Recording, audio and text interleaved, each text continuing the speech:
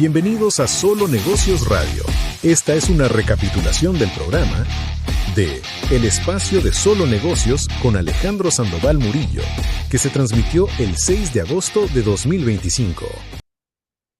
Y créame que no me acordaba con precisión lo que decía el comercial de la convención de IMEF, pero es precisamente lo que acabo de hablar, ¿no? Quienes están escuchando en redes sociales, vieron el comercial, aduce precisamente a esa visión de 360 de un directivo. Y en este caso, IMEF lo enfoca mucho al directivo financiero, pero creo que argumenta precisamente en el entorno del Consejo de Administración, del director general y del directivo financiero incluso. Y estamos regresando al aire 1300 y ahora nos vamos con otro artículo. Este se publica en el Harvard Business Review, una revista de la Universidad de Harvard, y se llama ¿Cómo mantenerse a la cabeza de los proyectos de equipo sin la microadministración?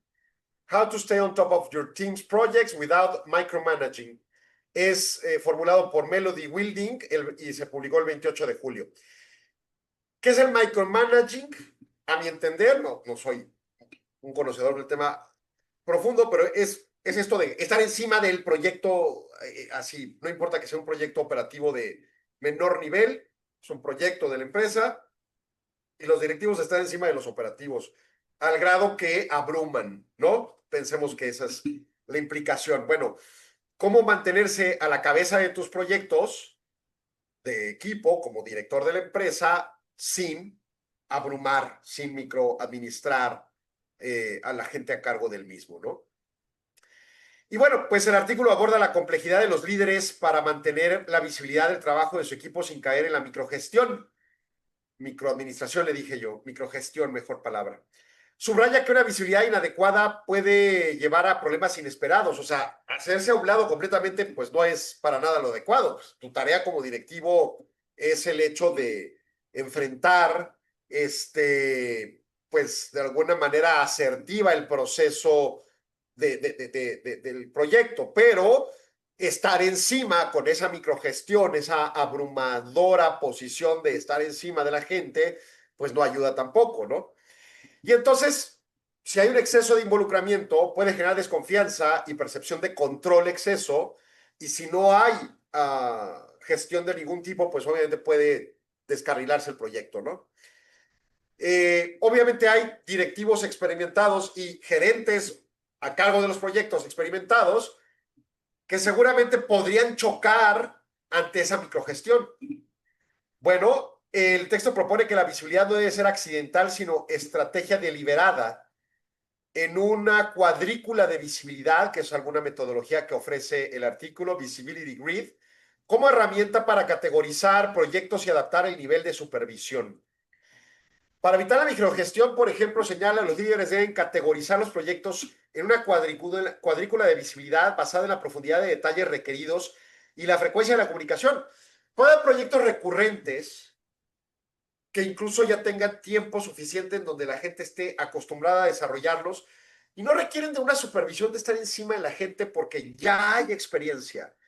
Y en todo caso, quizás sean tan recurrentes que se puedan fijar criterios de algoritmos que reporten las alteraciones cuando competa el reporte, las notificaciones, y que no reporte nada ni requiera la atención del directivo cuando esté ordinariamente operando la empresa.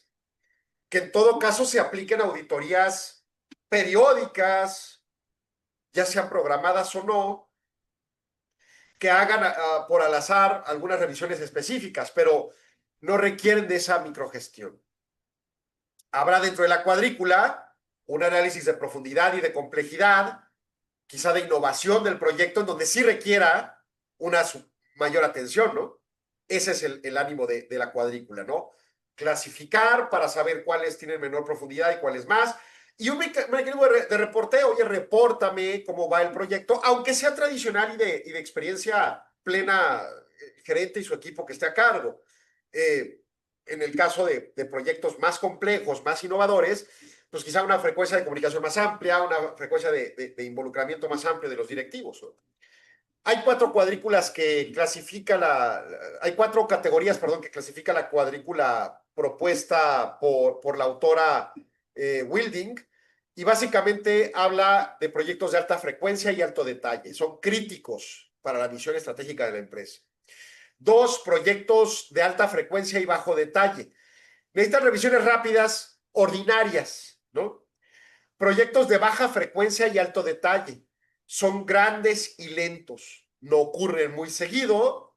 Son grandes proyectos, quizá recurrentemente realizados a través de los años, pero son lentos de desarrollarse. Y entonces hay que ver detalle, pero no hay que estar encima todo el tiempo.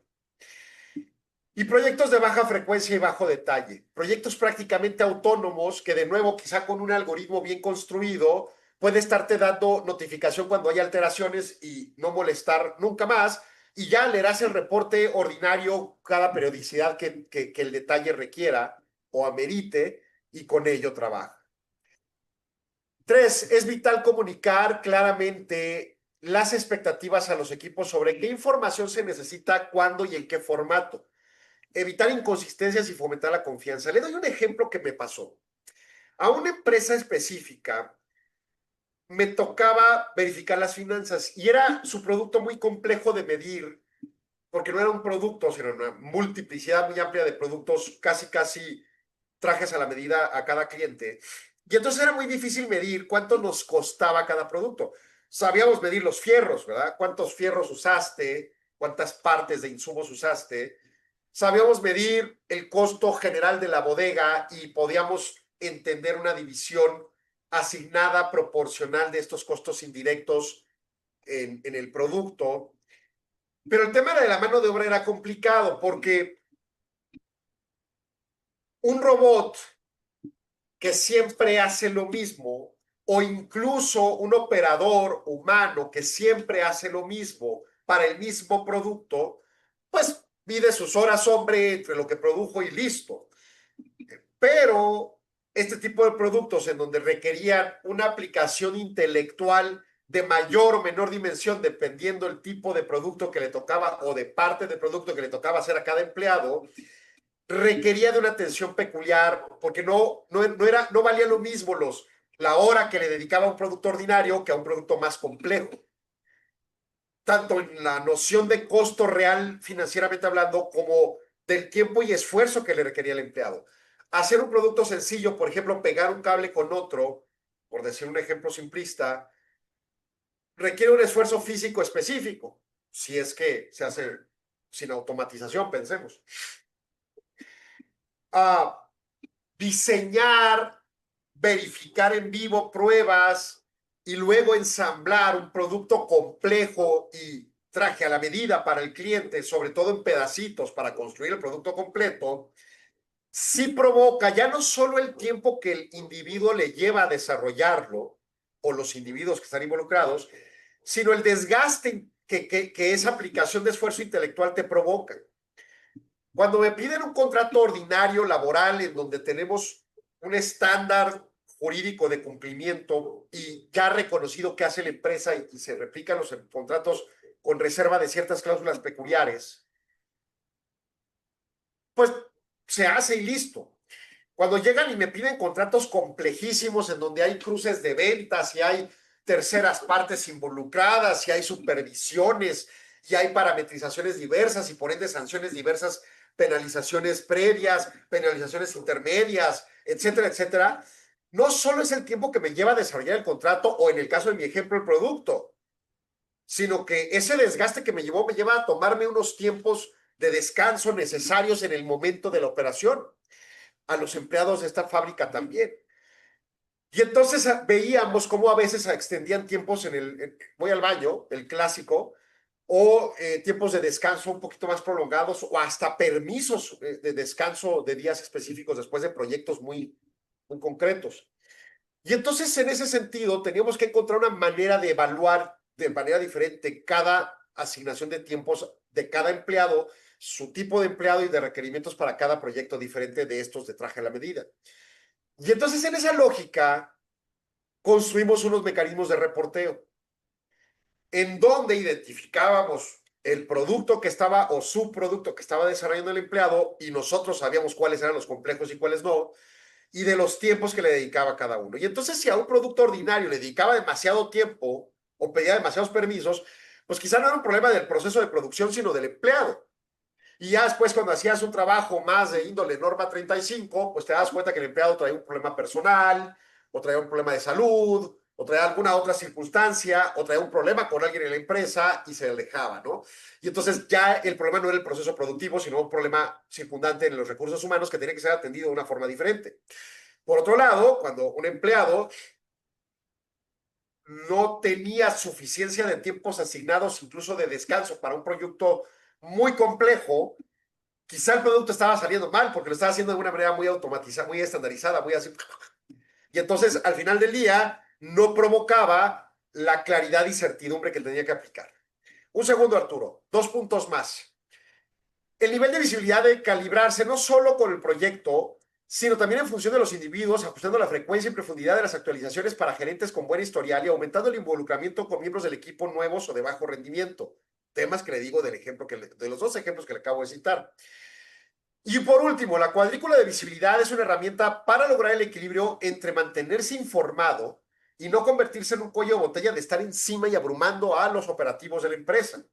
Este proceso es evolutivo y requiere ajustes continuos a medida que los proyectos maduran y sobre todo si los proyectos son tan complicados como pudiera en algún momento dado concebirse para determinados proyectos más complejos.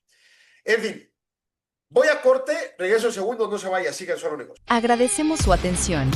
Solo Negocios Radio se transmite de lunes a viernes de 4 a 5 p.m. a través de Radio Mexicana 1300 AM de Ciudad Juárez o en nuestras redes sociales. Si gusta ver los siguientes segmentos, el programa completo u otros programas y segmentos, siga indicaciones en el texto adjunto o visite www.solonegocios.mx. Radio Mexicana, nuestras noticias, presentó.